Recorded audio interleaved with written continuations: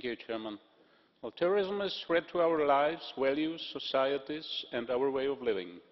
The scope of the threat is broad and thus requires a European response in close cooperation with our partners around the world.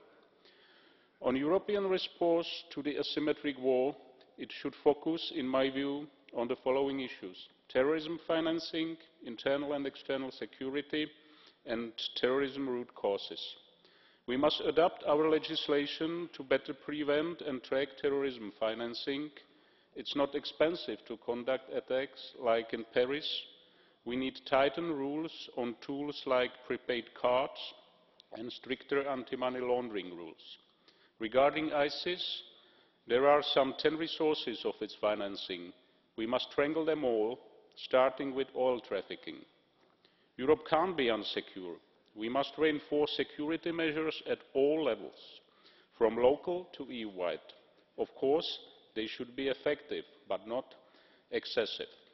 At European level, cooperation between Member States, their police and other law enforcement services is the key.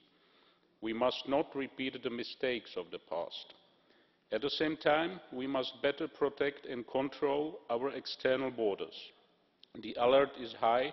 It's crucial that all our border and coast guards and police know who enters and leaves Europe.